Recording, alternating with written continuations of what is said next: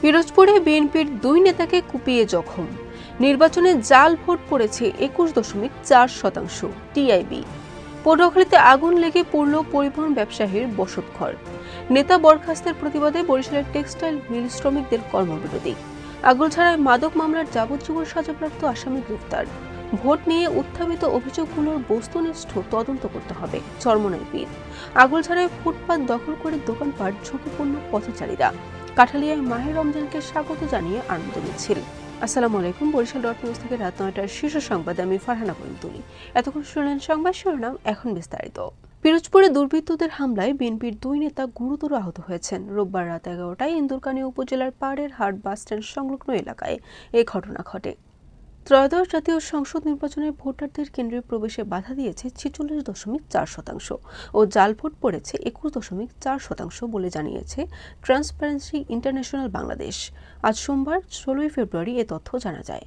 পটুয়াখালী পৌরসভার 9 নম্বর ওয়ার্ডের ছোট চৌরাস্তার মুন্সিবাড়ি এলাকায় আগুন লেগে এক ব্যবসায়ীর বসত বাড়ি পুড়ে গেছে। সোমবার সকাল আনুমানিক 10টা 30 মিনিটে আগুন লাগে।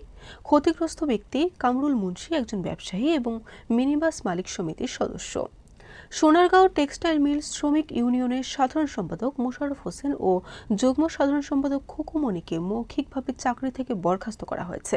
এর প্রতিবাদে কর্মবিরতি পালন করেন শ্রমিকরা। সোমবার সকাল থেকে নগরীর রূপাতলী দপদপি এলাকায় টেক্সটাইল মিলের সামনে লাগাতার কর্মবিরতি শুরু করেন তারা।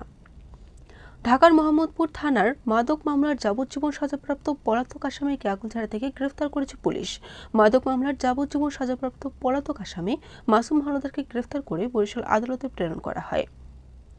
জুলাই সনদের ভিত্তিতে ভোটের অনুপাতে উচ্চ কক্ষ গঠন করা এখন আইনি ও নৈতিক দায়িত্ব বলে মন্তব্য করেছেন ইসলামী আন্দোলন বাংলাদেশের আমির ও চরমোনাই পীর মুফতি সৈয়দ মোহাম্মদ রেজাউল করিম।